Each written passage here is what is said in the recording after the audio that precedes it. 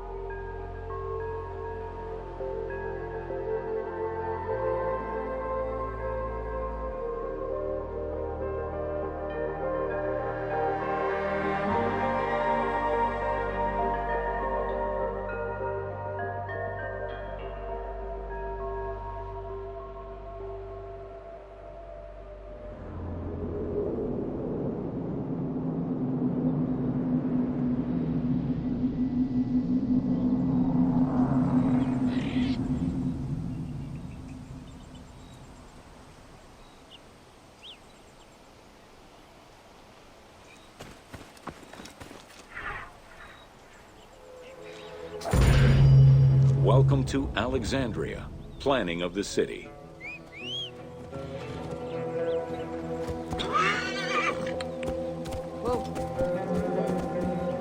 Alexander's plan to build his great city began with a verse from Homer's Odyssey. There is, in front of Egypt, in the sea with many swells, an island called Pharos. Guided by these clues, Alexander the Great founded his future city at the western end of the Nile Delta.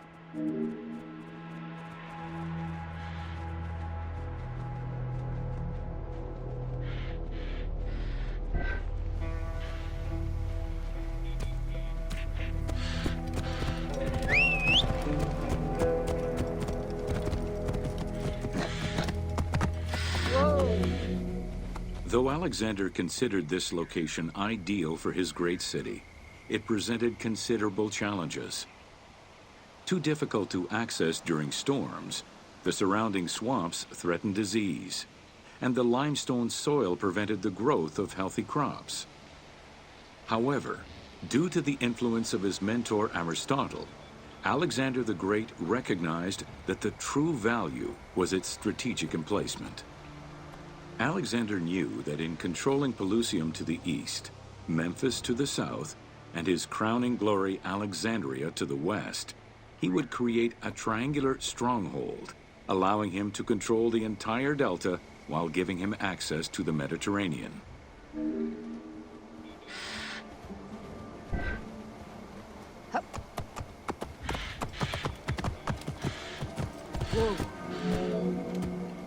The Great Walls of Alexandria had a humble beginning. Lacking chalk to outline the future city's foundations, architects were forced to use flour instead. Clouds of migrating birds swept down and ate the flour, erasing the plans. This prompted Alexander to seek guidance from the oracles, who reassured him that his future city was destined to feed a large population.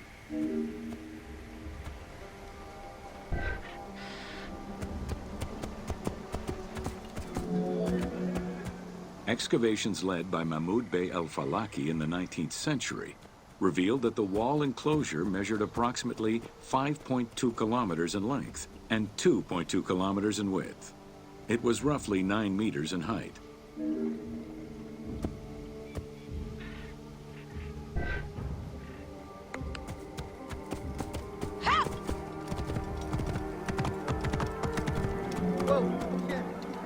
These formidable ancient walls would resist a number of attacks, including fending off the king of Syria in 169 BCE.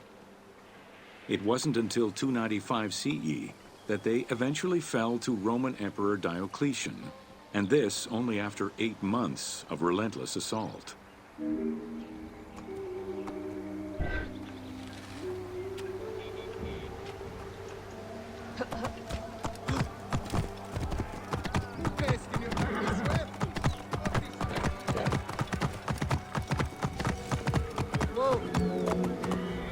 Alexandria's principal architect, Dinocrates, chose a Hippodamian grid plan.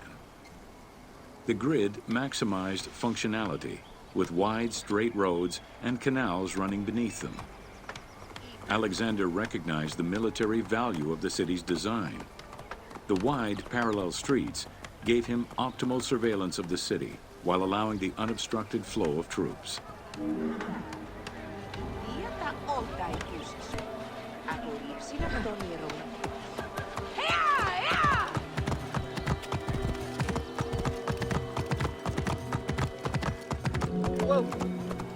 A central corridor ran from the Mediterranean's north port down to Lake Mareotis to the south. This thoroughfare acted as an unobstructed link for commercial trade and travel between the two ports.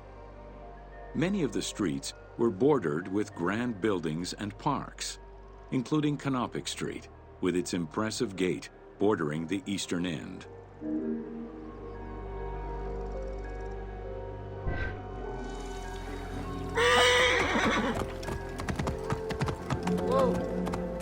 Alexandria was most likely built upon an already existing Egyptian village. Upon its completion, the Egyptians reviled the city, refusing to call it by its founder's name. Instead, they called it Raked, the building, as a mark of disdain, which was later Hellenized into Rakotis. Despite this, the name Alexandria would remain.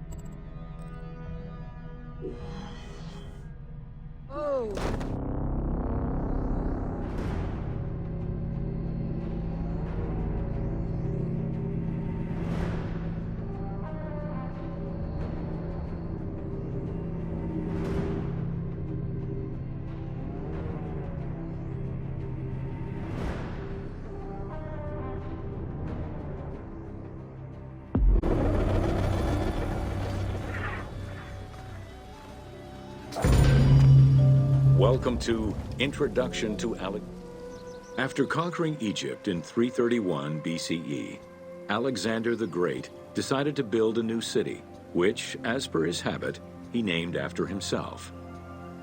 After his death, Alexandria quickly became the capital city of the Ptolemaic kingdom and the most important city of the Greek world.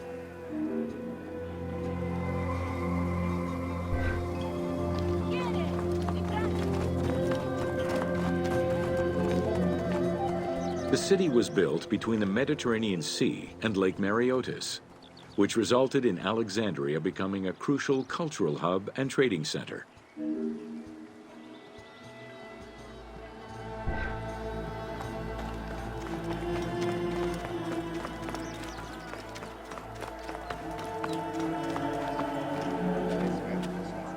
Sumptuous buildings could be seen wherever one turned their gaze. The royal palaces, the many temples, the gymnasium, lush public gardens, and large avenues.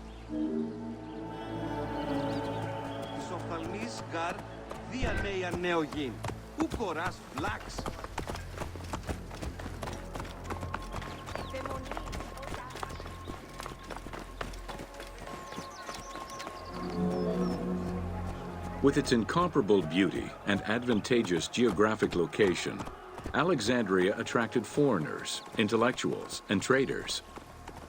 One of the most cosmopolitan cities of the ancient world, Alexandria supplanted even Athens as the most important Greek city in history.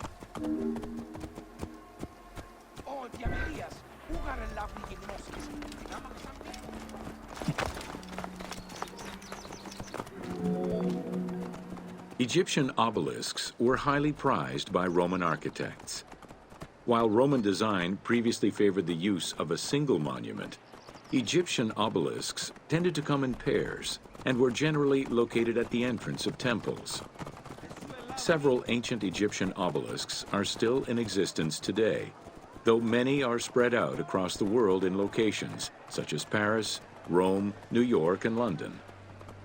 All of this shows that Alexandria was significantly influenced by the rich past of Egypt.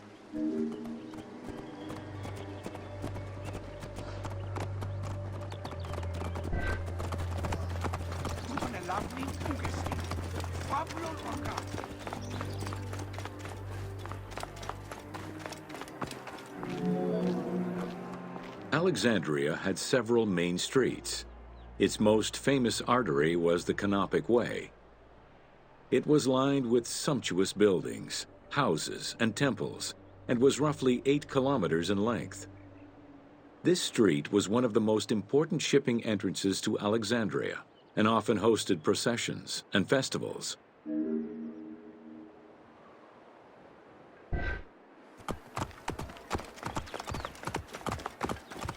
Idiodin!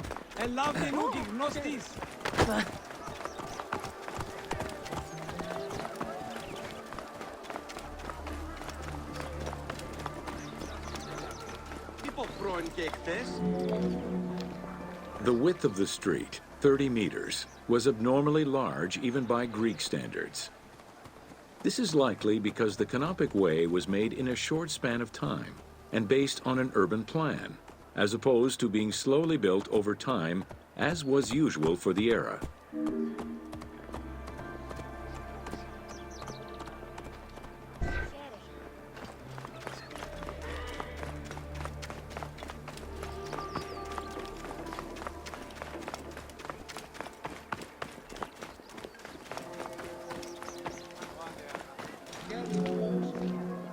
The Canopic Way originated in the western cemeteries, skirted the gymnasium, and then exited the city to head east through massive doorways towards Canopus. This structure was known as the Canopic Door.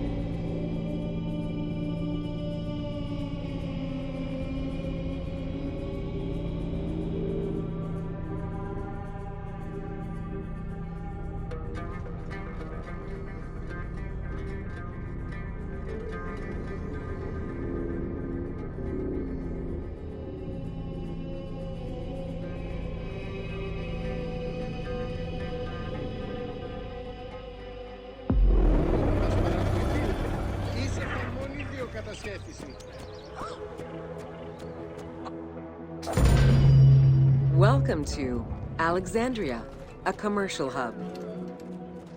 The ports of Alexandria were a major commercial hub, effectively connecting Egypt with the Mediterranean regions and beyond.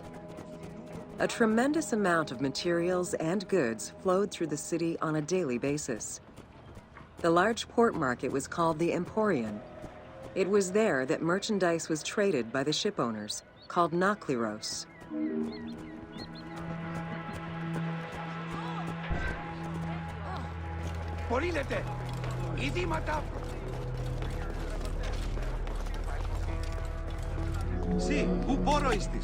Food and other artisan work streamed out of Egypt. Ceramics, glass, golden rings, and minted coinage. The local potters, using traditional Egyptian techniques, competed with those from abroad, and the textile industry flourished. What Egypt did not produce itself was acquired through trade, using local resources such as wheat and papyrus. Most sought after was pine wood from Syria, iron and marble from the Greek islands, gold from Spain, and exotic fruits from Europe. All this commercial activity contributed to the already decadent wealth of the city.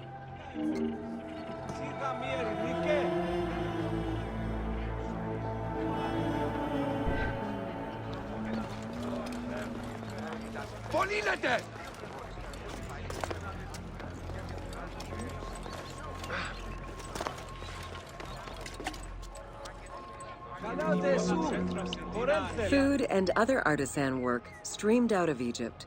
Ceramics, glass, golden rings, and minted coinage. The local potters, using traditional Egyptian techniques, competed with those from abroad, and the textile industry flourished. What Egypt did not produce itself was acquired through trade, using local resources such as wheat and papyrus. Most sought after was pine wood from Syria, iron and marble from the Greek islands, gold from Spain, and exotic fruits from Europe. All this commercial activity contributed to the already decadent wealth of the city. The wood imported to Port Mareotis through Alexandria's seaward ports was used in the nearby shipyards, where most of Egypt's ships were built. Employing tens of thousands of shipbuilders, the shipyards contributed to establishing the Egyptian fleet as one of the mightiest of the era. Any wood not used in shipbuilding was further disseminated through Egypt for various purposes.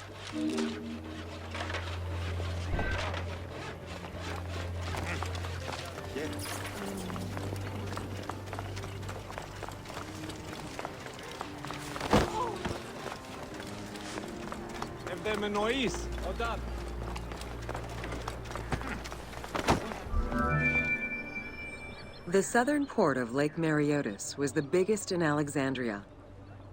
Save for a branch angling westward, the lake's size in the Ptolemaic era was roughly 40 to 50 kilometers from north to south. Its waters were maintained by a steady runoff from the Nile. In addition to the lake, a man-made canal was created to assist in the transfer of goods from the city to the port using barges, though it is not represented in the game due to its size.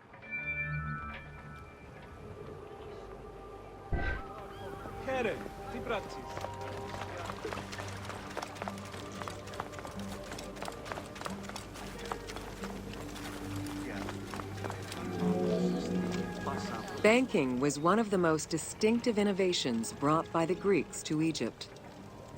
The centerpiece of Alexandria's wealth was the royal systematization of taxes on almost everything.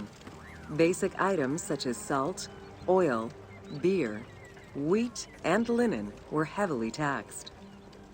As a result, the royal treasury of Alexandria was able to ensure the economic stability of most of the administrative areas of Egypt.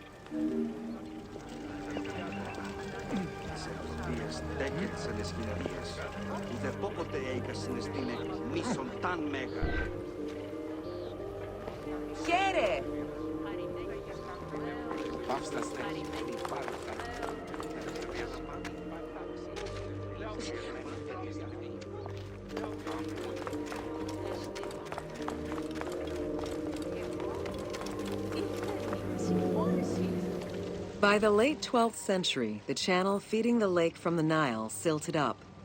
Lake Mareotis lost its connection to the Mediterranean, as well as most of its water, as the lake slowly evaporated to a fraction of its former size. In modern times, Lake Mareotis is being kept alive through irrigation. However, only about 17% of its original size remains.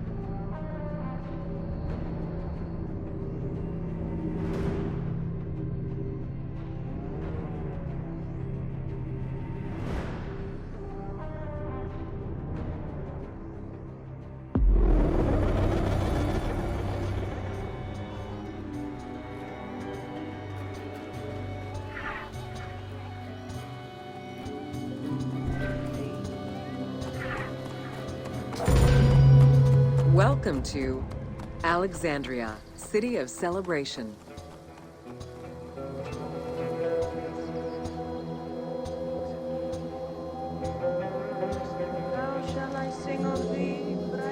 Like most Greek cities, Alexandria offered multiple forms of entertainment. Most were related to cults, religious practices, and the festivities surrounding those practices.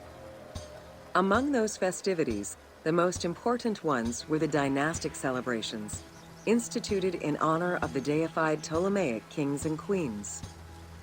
These celebrations could go on for many days and included sacrifices, offerings, processions, and public banquets. How shall I sing of thee, brightly shining one? Rocky Dilos Hunter, Litos Golden Star. Νόμιν τον ίστατον γέλοντα έξοδε. Games and competitions were organized whenever possible in locations such as the stadium, the hippodrome, and the gymnasium. The residents of Alexandria favored such events where athletes, poets, and musicians from Egypt and other cities of the Greek world competed.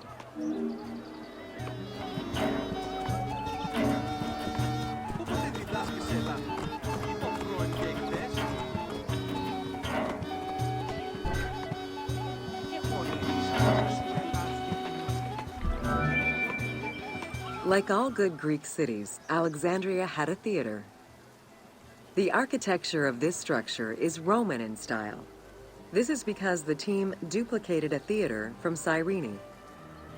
Roman theaters were usually semicircular and built from scratch on a flat area with structures designed to enhance oration. Greek theaters were more oblong in shape, similar to a horseshoe, and favored the slopes of natural hills to support their acoustics.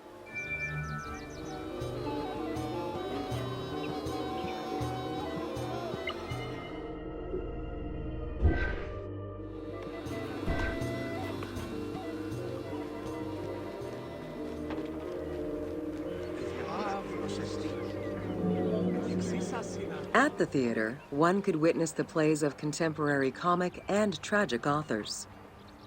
The play you are witnessing below is Menander's Dyskalos, more commonly known as the Grouch, a late and popular entry in the Greek comedies.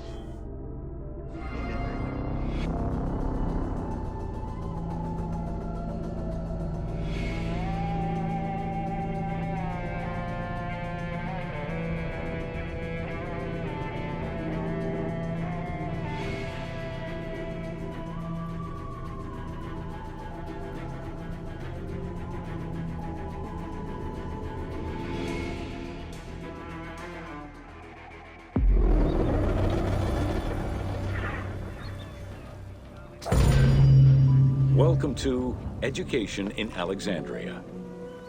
The education of young Alexandrians did not differ from the one generally dispensed elsewhere in ancient Greece. At the age of 7, the child was taken in charge by a tutor, who then became responsible for instilling an elementary education as well as good moral principles.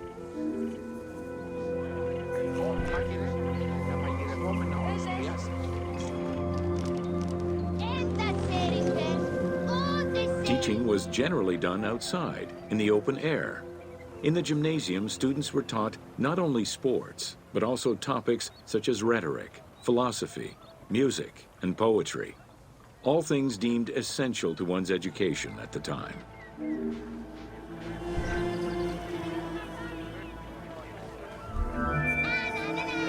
Here, both girls and boys are shown attending a class given by one of the rhetoricians of the era. The team made the choice to show both genders attending class within the context of the game world. Even though it is historically inaccurate, the team felt it was not necessary to prioritize historical sexism over inclusive gameplay.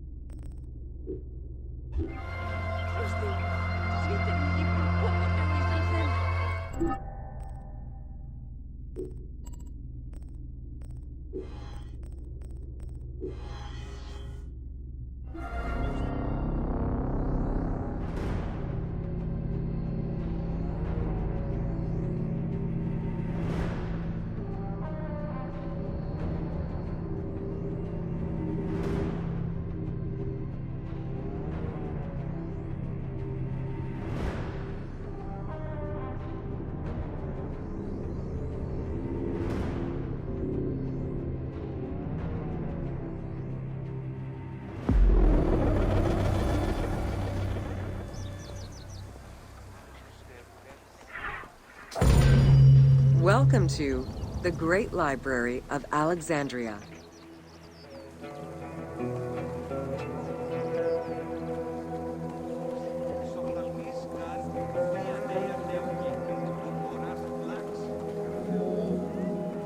Near the district of royal palaces and within the Moseon was the most famous library of all antiquity. The Library of Alexandria was built to house all of human knowledge. At its pinnacle, the library was believed to contain over 700,000 parchments.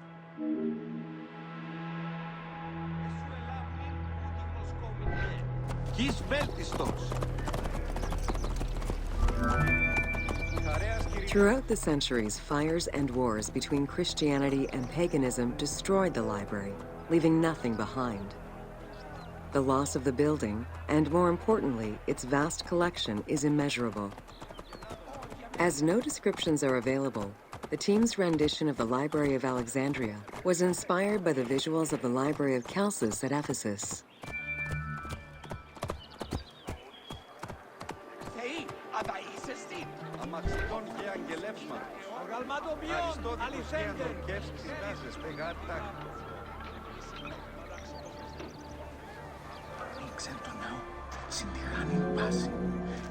While much of the collection was purchased at the government's expense, the library also obtained books through other means. Any books owned by travelers coming through the city were seized to be copied for the library. The copy would then be returned to the owner, and the original entered into the library's collection.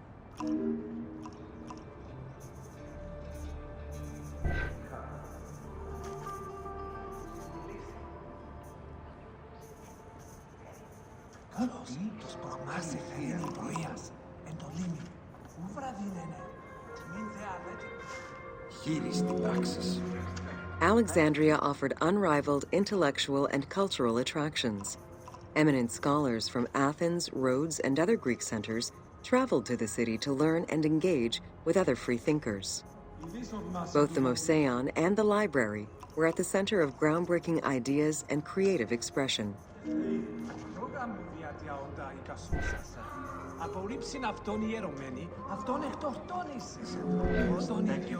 The great minds of antiquity were usually well versed in many disciplines, which were often associated to specific schools of thought. The Peripatetics, the Stoics, and the Cynics were among the most well-known schools of the time. It is clear that Alexandria lived up to its fundamental role as a city for intellectuals, nurturing many great minds whose impact reverberates through our modern world. Hypatia of Alexandria was a Greek mathematician, philosopher, astronomer, and inventor. Though born in Greece, she eventually migrated to Alexandria, like many great minds of the time. It is there that she became the head of the Neoplatonist school of Alexandria. From most Cyrene, and educated in Athens. After his studies, he moved to Alexandria to work in the Great Library. A poet and a critic, he strongly rejected the epic format of Homeric poems, and instead fervently supported a shorter, more judiciously formulated style of poetry. His epigrams and elegiac poems were emulated by later poets.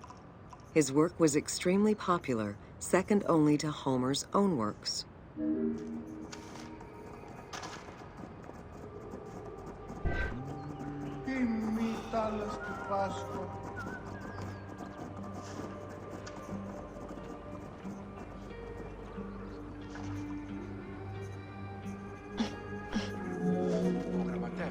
It was in Alexandria that mathematician Euclid, the father of geometry, wrote the Elements, laying out the foundational work of what would become modern algebra and number theory. Euclidean geometry would become one of the most influential systems in the evolution of mathematics.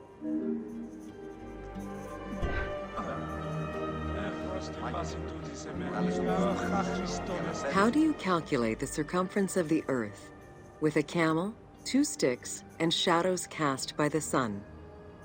This is what Eratosthenes of Cyrene described in his principal work, Geography, while he was director of the Great Library of Alexandria. He is credited for the invention of the armillary sphere around 250 BCE.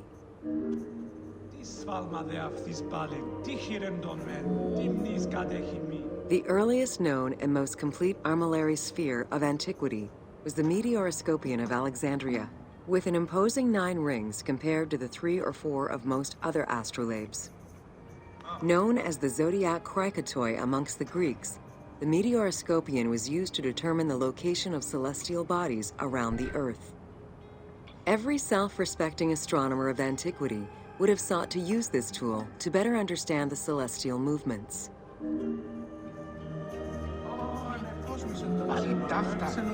Pythagoras of Samos was a well-known and respected philosopher and mathematician. He is best known for the Pythagorean theorem. However, there is proof that the theorem existed in Babylonia and India long before Pythagoras was born, casting some doubts as to who exactly originated the theorem.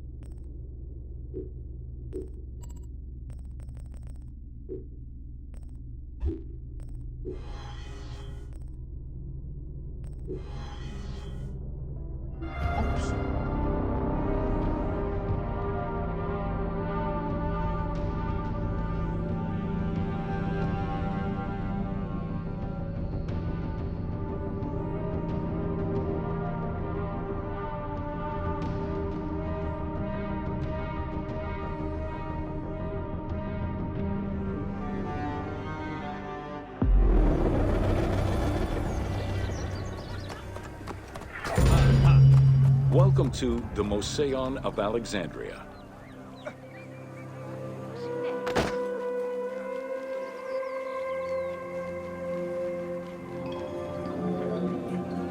The Moseion was a sector of the city commissioned by Ptolemy I to rival Athens' Academy as an institute of intellectual pursuit.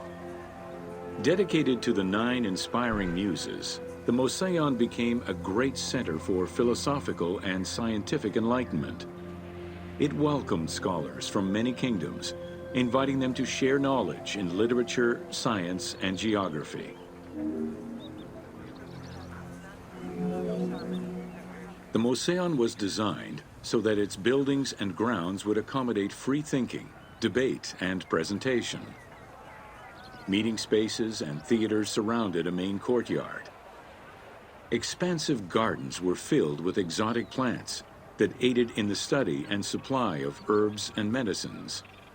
A zoo offered the study of animal behavior and physiology. Also among the Moseon's many star attractions was its astronomical observatory.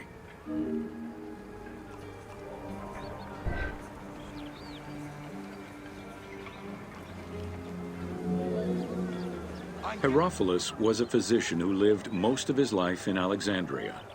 He was able to perform the dissection of human cadavers on a large scale due to the permissiveness of the city in such matters. Among many other discoveries, he learned that the brain was central to the human nervous system. He also extensively mapped the blood system and measured the pulse with the aid of a water clock. It is reported that in his thirst to understand human anatomy, he performed 600 vivisections on live prisoners.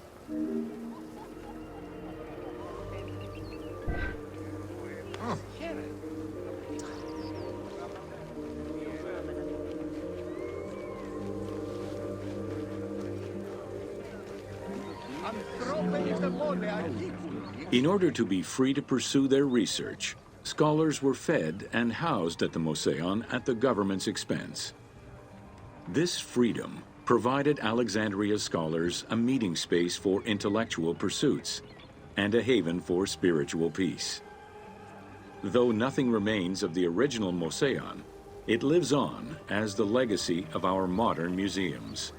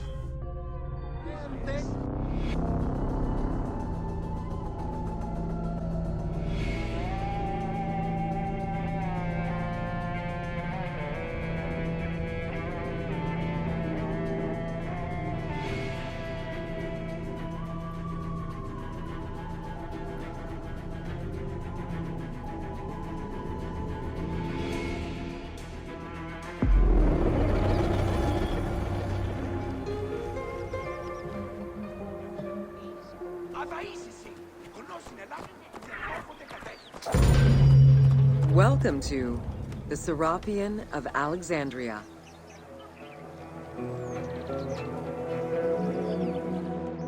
In a city of numerous magnificent attractions, the Serapeum was considered to be the most beautiful temple of Alexandria.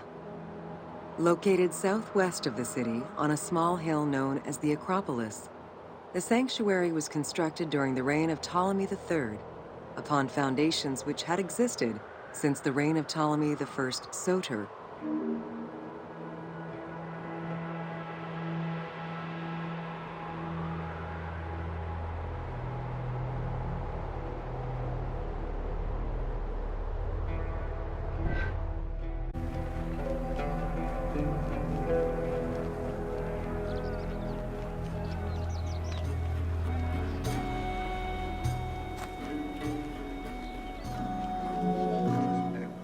Visitors of the Serapeum climbed 100 steps to reach the courtyard.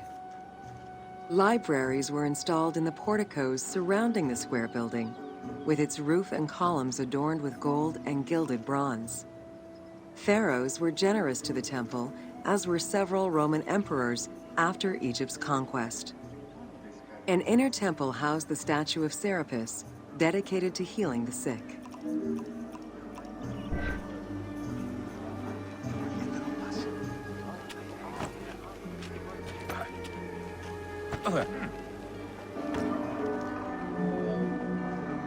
Since the 26th dynasty, Greeks in Egypt had gradually integrated the Egyptian cult of the Apis bull to their own rituals. With the establishment of the Ptolemaic dynasty, the cult of Apis was further integrated into Greek religion. During his rule, Ptolemy I chose to merge Egyptian and Hellenic gods into a syncretic divinity named Serapis. This name was the result of the amalgamation of Osiris and Apis. With this new deity, the Ptolemaic dynasty managed to accommodate similar belief sets for two different cultures. Serapis was also associated to other deities, including Asclepius, a Greek god of healing. It is possible that, as with the Serapis Temple of Canopus, the sick would visit this sanctuary, sleeping there overnight in the hopes of being healed within its hallowed halls.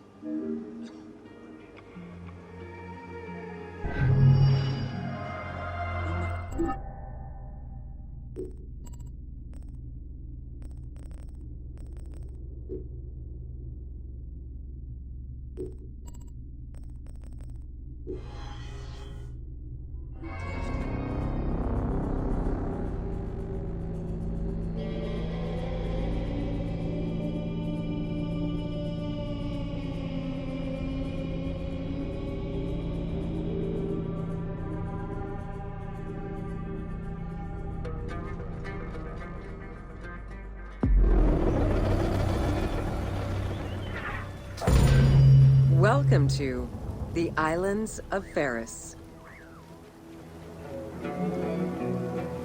The Heptastadion was a bridge-like causeway connecting the island of Pharis to mainland Alexandria.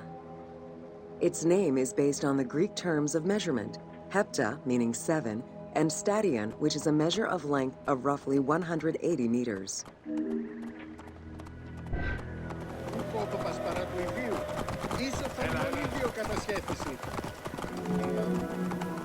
Since its construction would separate the Grand Port to the east and the Port of Eunostos to the west, it was designed with channels at each end. These openings allowed passage from one port to the other.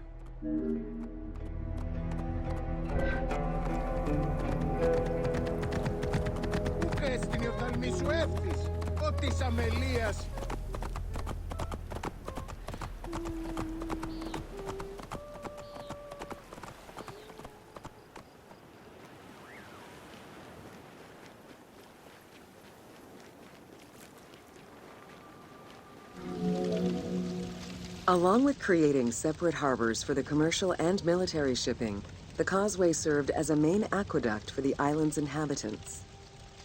Its presence also helped protect the island and its ports from rough wind and sea currents. At the end of antiquity, the Heptastadion disappeared under layers of silt and soil, which formed an important sedimentary deposit.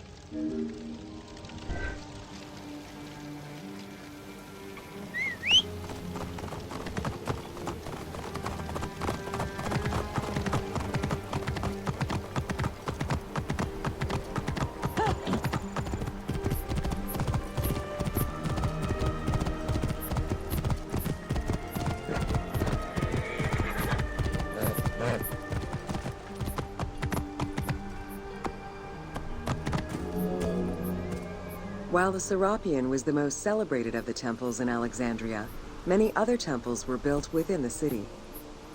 Most of these structures have been completely erased over time, and there is no way to discern how many existed. However, research of ancient papyri offered tantalizing hints as to the possible location of at least some of the temples.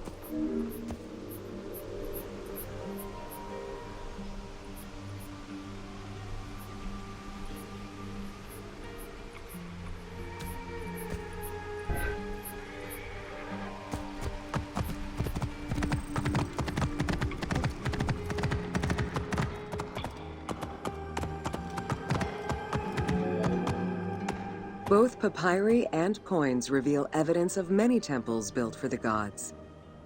Poseidon, the god of the sea, likely had an edifice in his honor west of this island, as well as on the mainland. This temple next to you is dedicated to Isis Pharia, the divine protector of the lighthouse. This location hosted annual celebrations in the month of April, known as the Sacrum Feria, in connection to the lighthouse. In her incarnation as Isis Fortuna, the goddess carries a rudder and a cornucopia, both symbols of good luck for navigators.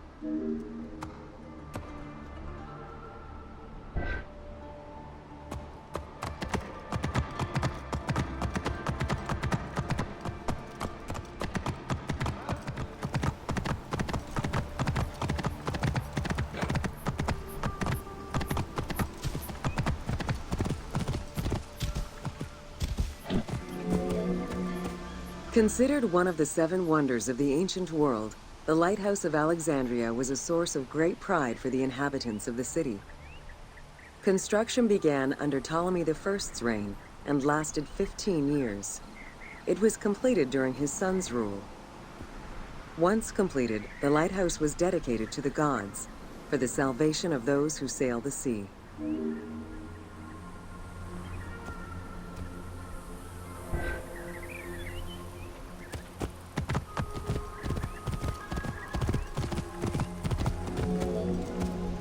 Built on the island of Pharos, the stone structure was 3 tiers set on top of one another in a step formation. The second floor consisted of an octagonal tower, and the top floor was a cylindrical tower topped by a statue. The interior provided space for staff rooms and a ramp which allowed the transport of fuel to the upper floors.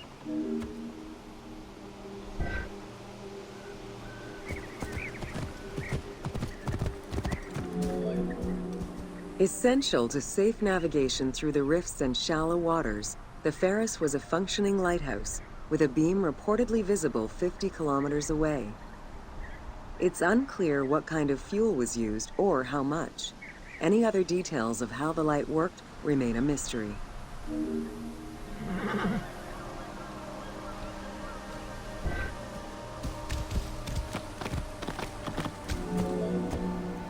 For several centuries, the Pharos was one of the highest monuments ever built by man. It measured roughly 110 meters in height, compared to the Pyramid of Giza, which was around 140 meters tall. Gradually, the structure was eroded by earthquakes and then completely destroyed in 1480 CE, when a fort was built over it. Archaeological excavations on the seabed have uncovered many blocks from the ancient building.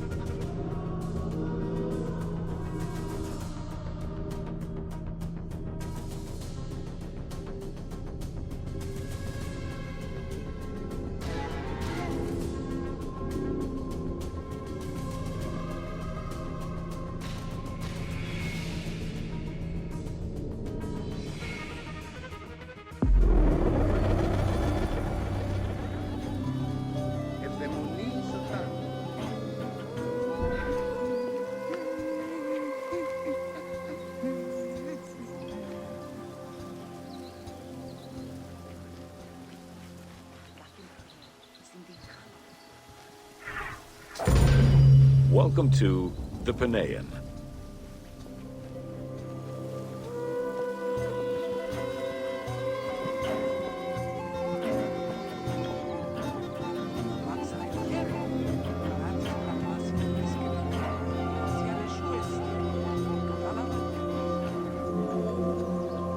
The Panean was a temple built in honor of the god Pan, divinity of nature.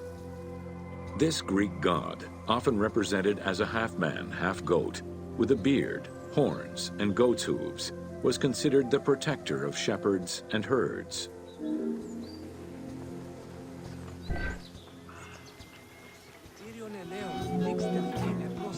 Pan's attribute was his namesake musical instrument, the pan flute. His temples were usually located in caves and on high mountains, and were frequented by shepherds. It is likely that Mediterranean cults adopted the imagery of Pan to symbolize the Christian devil.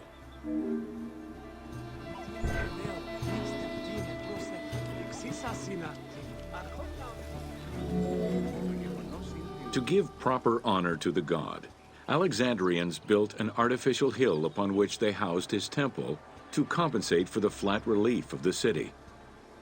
The artificial mound had the shape of a spinning top or a pine cone, which was accessed by a spiral staircase. The top had a panoramic view of the entire city. Only such heights would be fitting for a mountain god.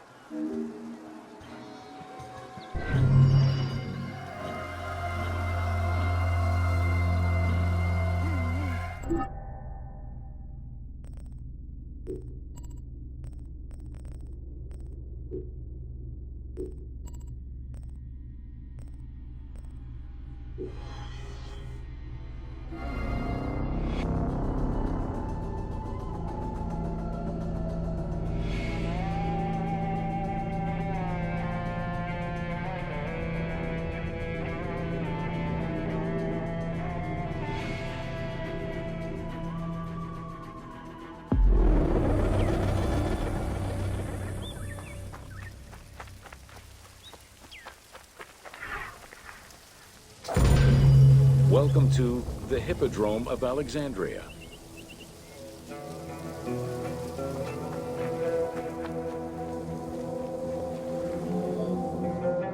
The main hippodrome of the city was called the Legeon, in honor of Lagos, the ancestor of the Ptolemies.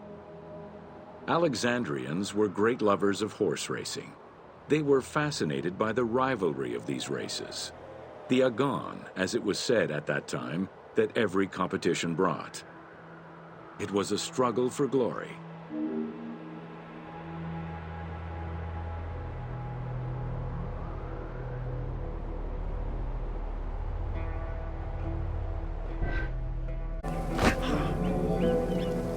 The most important chariot race was the Tethrapon. Using 4 horses with the quickest harness to the front right, the charioteer would race for 12 laps, with sharp turns at either end of the hippodrome. The victors were crowned with garlands of olive and received prize money, but the most sought-after reward was to be acclaimed by the works of poets, such as Callimachus and Pindar.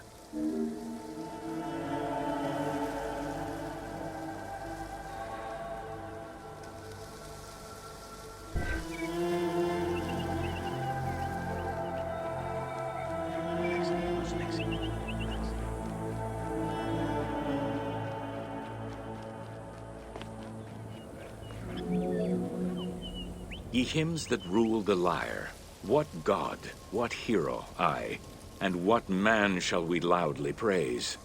Verily Zeus is the lord of Pisa, and Heracles established the Olympic festival, while Thiron must be proclaimed by reason of his victorious chariot with its 4 horses.